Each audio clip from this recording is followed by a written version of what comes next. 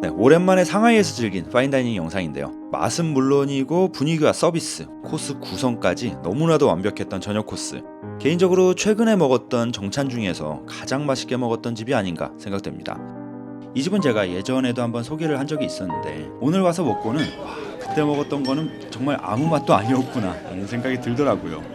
아무튼 굉장히 만족했던 저녁 코스 한번 소개하겠습니다. 여기 제가 예전에도 한번 소개를 한 적이 있었죠. 후신공연에 있는 인스몰. 클럽들 4-5개가 이 한 건물에 몰려 있어가지고 상하이 밤 문화를 즐기기엔 최적화되어 있는 곳이에요. 클럽뿐만 아니라 레스토랑이나 바, 그리고 커피숍도 있어가지고 젊은 사람들도 많이 몰리고요. 근데 이게 공원 내에 위치하고 있는 거다 보니까 저쪽에 보면 저렇게 어르신들이 모여가지고 광장춤도 추고 계십니다. 쇼핑몰 2층에 있는 ROWT라는 중식 파인다이닝 집이 있어요. 오늘 다시 한번 새로운 메뉴로 소개하겠습니다. 여기가 지금은 이렇게 좀 한적해 보이지만 좀 이따 저녁 먹고 나올 때쯤이면은 정신없는 분위기가 만들어져 있을 거예요. 저번에도 이 길을 지나가면서 여기를 한번 찍은 적이 있었는데 제가 굉장히 좋아하는 일식집입니다. 밖에서는 초밥을 먹고 저 안에 저 방으로 들어가면은 제 오마카세가 있는, 밖에도 이렇게 만들어놔가지고 정신없어 보이네. 네, 2층으로 올라가서 안쪽으로 들어가면 매장이 보여요. 워크인은 안 받는 것 같고 저희도 예약을 하고 방문을 했습니다. 룸은 아니었고요. 파티션이 쳐져 있는 그런 공간으로 안내를 해주셨어요. 둘이 먹는데 테이블도 굉장히 널찍한 자리에 앉아가지고 편하게 즐길 수 있었습니다. 내부는 전체적으로 굉장히 어둑어둑한데 따뜻한 색의 조명으로 분위기도 상당히 고급스러워 보입니다. 공간이 넓고 그런 건 아니지만 그 공간감이 너무 편하게 느껴졌어요. 먼저 코스 가격은 1280엔, 서비스 차지 10%가 붙고요. 와인 페어링은 4종이 나오고 600엔, 그래서 한화로 인당 한 40만원 정도 금액입니다. 테이블 세팅도 뭐 상당히 간결하죠. 이렇게 군대 이불 마냥 각이 딱 잡혀있는 게 이런 거 보고 있으면 좀 편안합니다. 시작하기 전에 찻잔에다 따뜻한 게 한 잔 따라지는데 이게 오리뼈를 건조시킨 다음에 그걸 갈아가지고 파우더로 만든 거를 쌀 누룩 그거랑 같이 발효를 시킨 거예요.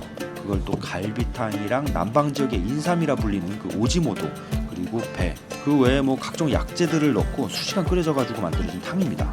그리고 훈제고기로 만들어낸 거품, 이 거품이 위에 올려져 가지고 스모키 향이 진하게 올라와요. 이게 진짜 맛있네. 공깃밥 하나가 필요한데. 맛은 굉장히 고급진 갈비탕 같은 그런 맛이네요. 이게. 거기다 오리의 기름기도 은은하게 묻어 있었고요. 한 잔 더 달라 그랬어. 엄청 맛있네요. 나는 무슨 콤프차 그런 건 줄 알았는데 콤프차가 아니고 무슨 날이 추워져서 그런지 그 갈비탕에 오리 향도 들어가 있고 스모키 향도 들어가 있고 기가 막힙니다. 짭조름하니. 와인 페어링 첫 번째 잔, 요거 샴페인으로 시작을 합니다. 아미주부씨가 올라왔어요. 정말 아기자기하게도 나옵니다. 이거. 먼저 이 줄기에 붙어있는 거는 치자꽃이랑 쌀주, 그걸로 만든 젤리가 꽃 형태로 이렇게 만들어졌고요. 겉에는 자스민 꽃도 이렇게 듬성듬성 붙여져 나왔습니다. 그리고 이거는 저온에서 익힌 문어예요. 그 위에는 미소 소스가 이렇게 올라가져 있고요. 마지막은 유럽의 도너츠라고 불리는 베니에, 그 베니에식으로 만들어진 건데 위에 캐비아도 올려져 있고 안에는 캐슈넛 크림이 한가득 채워져 있습니다. 반죽에 카레도 들어간 건지 이게 카레 향이 은은하게 나더라고요. 굉장히 특색 있는 한입거리의 3가지였습니다. 이쯤에서 빵이 올라오는데 브리오슈랑 통밀 바게트, 치아바타 이렇게 3종류고요. 올려주면서 좀 이따가 음식들 계속 올라오니까 너무 많이 먹지 말라고 당부를 합니다. 이게 갓 구워진 거라 빵 냄새, 버터 향이 진동을 합니다. 초록색은 쑥갓버터, 그리고 고소한 견과류 버터랑 장미꽃 향이 나는 버터, 이렇게 맛의 차이가 굉장히 명확한 3가지였는데 각자 향미가 너무 좋았어요. 부드럽게 발라지기도 굉장히 잘 발라지고요. 자, 그리고 본격적인 요리가 시작됐습니다. 탕은 아몬드 탕이라 기본적으로 달달함이 있었고요. 추가로 청과의 즙, 그게 들어갔는데 청과가 이게 오이랑 참외의 중간 정도 느낌의 그런 채소예요. 그것 때문에 탕에서 이렇게 초록빛을 띠고 있고요. 추가로 파기름도 뿌려졌습니다. 맛에서도 시원한 느낌을 만들어줘요 이게. 참고로 이거는 냉탕이에요. 그렇게 안 보이긴 하지만 냉탕입니다. 그리고 생선은 숯불에 구워진 정갱이에요. 겉과는 다르게 안쪽은 거의 뭐 날거 느낌으로 구워진 건데 이게 차가운 요리지만 생선 비린내 뭐 그런 것도 없이 깔끔한 맛이 굉장히 인상적이었어요. 그리고 아래를 들춰보면은 큰 불에서 한번 볶아진 그 대만의 삼소잎, 고게 깔려 있어가지고 얘가 아마 향미 담당인 듯해요. 전체적으로 시원하고 오묘한 맛이 있는 그런 접시였습니다. 그 다음은 나무 접시에 꽃게가 담겨가지고 나왔는데요. 광동 지역을 대표하는 그 디저트 쌍피나이라고 있는데, 그 쌍피나이 주재료가 우유예요. 우유를 끓인 다음에 식히면은 그 표면에 한층 막이 생기잖아요. 그걸로 만든 푸딩 식감의 달달한 디저트, 그걸 쌍피나이라고 합니다. 근데 그 쌍피나이가 이렇게 꽃게랑 만나가지고 요리로 나온 건데요. 이 비주얼도 그렇고 특히 조합이 정말 창의적이네요.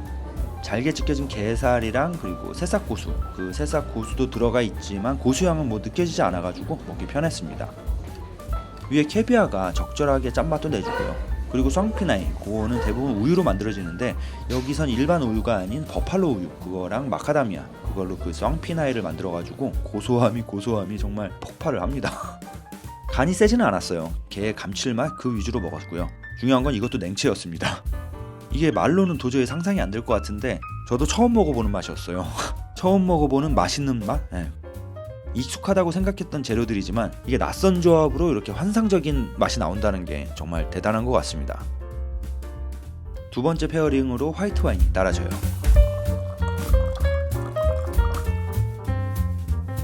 이어서 나온 해삼 요리. 해삼의 이 사이즈도 꽤나 실해 보였는데 해삼 안에는 새우랑 돼지고기 그 비계 부분을 갈아가지고 속을 채우면서 좀 심심할 수 있는 해삼 식감을 풍부하게 살려놨습니다. 깔려진 소스는 이게 구워진 대파랑 쪽파 그리고 양파로 우리고 졸여낸 거예요. 푹 익혀진 건더기도 같이 들어가 있고요. 특이한 건 이게 맛이 굉장히 달콤했었는데 근데 여기엔 설탕이 1도 안 들어갔다고 합니다. 대파랑 쪽파, 양파 그것들을 구우면서 발생하는 마이야르 반응, 거기서 얻은 단미로만 만들어진 거래요. 달달했지만 진한 깊은 맛 때문에 느끼함은 전혀 없었습니다. 바닥까지 야무지게 긁어 먹었네요.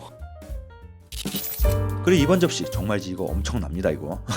저는 이게 두꺼운 우동면인 줄 알았어요. 근데 이게 황어 생선살로 면을 뽑아놓은 거라 그러더라고요. 광동 지역에서는 위면이라 그러는데 어묵면인 거죠 그러니까. 그리고 곁들여진 거는 이게 새우살인 줄 알았더니 랍스터살이었습니다. 맞는 게 하나도 없어요. 이걸 랍스터 내장으로 만든 소스에다가 면발을 볶은 건데 그래서 면발 자체만으로도 감칠맛이 난리 납니다 이거. 그리고 볶아지면서 겉 표면이 살짝 까칠까칠하게 튀겨지듯이 볶아진 거라 식감도 상당히 특이하고요. 대상 탄탄한 식감에 감탄이 나올 정도였습니다.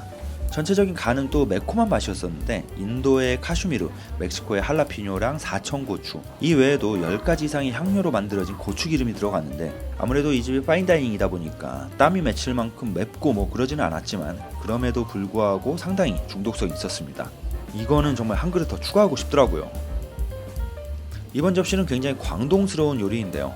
여기 셰프님 션, 이분이 광동 분이신데 원래 광동이 미식 쪽으로는 일가견이 있잖아요.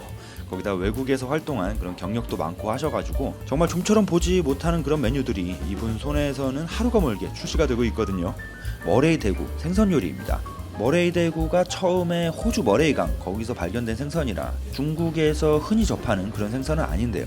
최근 몇 년 상하이 칭푸 그쪽에서 양식한 게 성공을 했다고 발표한 적이 있었거든요. 그래서 앞으로는 이 생선이 줄곧 보이지 않을까 생각됩니다. 머레이 대구를 라드 위에 한번 볶고 돼지뼈 탕에다가 쪄나온 거예요. 생선 말고도 백합이랑 양파 그리고 레몬그라스도 같이 볶아져가지고 다양한 풍미가 완성됐습니다. 이 생선이 특이한 게 뭐냐면은 살은 굉장히 기름진 영락없는 대구살인데 껍질은 또 롱둔이라는 생선의 쫄깃함 그거를 동시에 갖고 있어요. 그 롱둔이 뭐냐면 우럭과의 생선인데요. 작은 종은 우럭이라 그러고 사이즈가 큰 종은 롱둔이라고 불리는 그런 생선입니다. 아무튼 이 두 생선의 장점만 갖고 있는 생선이라 먹기에는 정말 최고죠. 탕즙도 어느 정도 흡수된 상태로 습하게 익혀진 거라 더 부드럽게 느껴집니다. 나오는 족족 둘이서 바닥까지 다 핥아먹고 있습니다.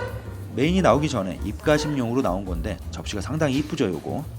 포도 알갱이랑 아래는 푸딩이 깔려 있었어요. 이 푸딩은 퓨밀라라고 뽕나무과에 속하는 식물에서 나오는 과실이 있는데 보통 대만이나 싱가포르에서 흔하게 보이는 거고요. 그 과실이랑 포도즙을 증류를 시켜가지고 이렇게 푸딩 형태로 만들어 놨습니다. 뭐 절차가 상당히 복잡하게 느껴지지만 맛은 포도봉봉 그거랑 비슷했어요. 새콤달콤합니다. 무엇보다 여기 직원분들이 음식에 대한 열정이 엄청나요.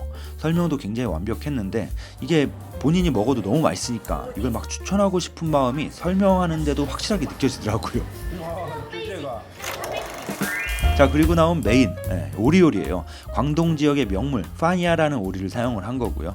오리의 가슴살 부위만 사용을 한 건데 이걸 특제 소스랑 같이 하루 정도 냉온 숙성을 시킨 다음에 숯불 위에서 훈연을 시키고 그리고 또 숯불에 구워진 거를 이 상자에 넣고 2차적으로 향을 입혀서 나온 거예요. 상자 안에 보면은 팔각이랑 계피 뭐 별게 다 들어가 있어가지고 열자마자 스모키 향이랑 그리고 오리의 지방 탄내 그 냄새가 코끝을 자극을 하는데 와 정말 이제 작품입니다 이거. 메인에 맞춰서 세 번째 페어링 레드와인이 따라지고요.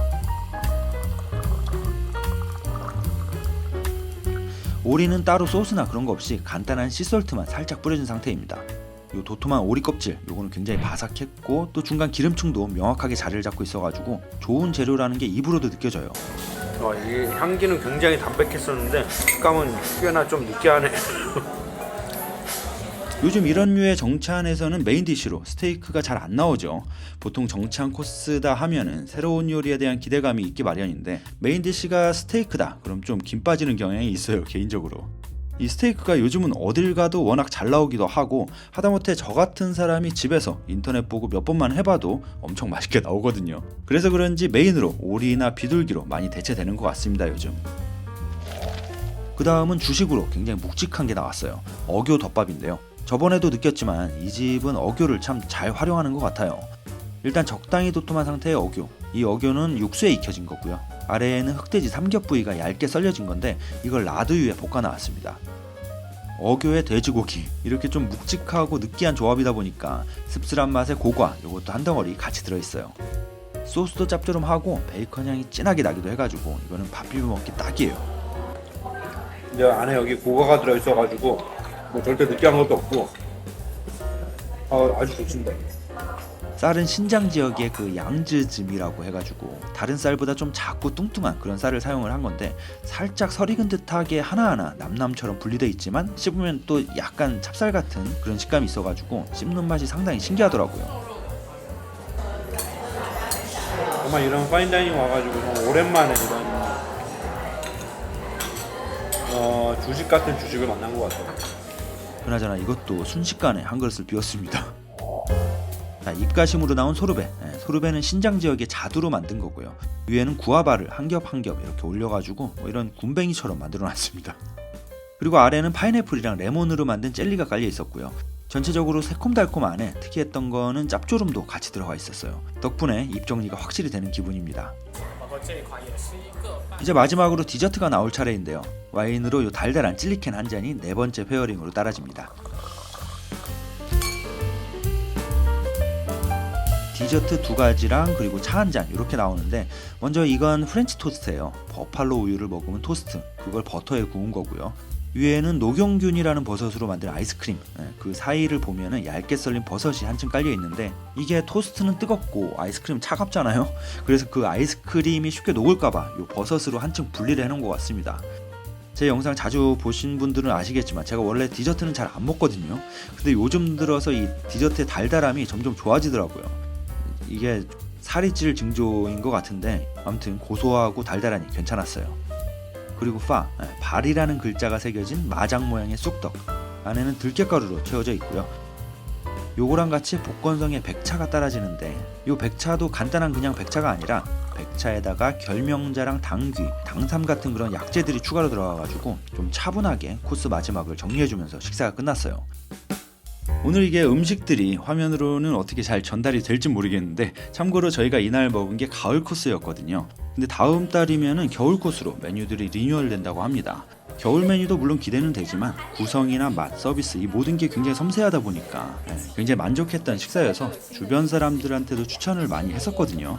혹시 상하이에서 파인다이닝을 찾고 계시다 그럼 이 집 1순위로 한번 추천드려봅니다. 정말 만족하실 거예요.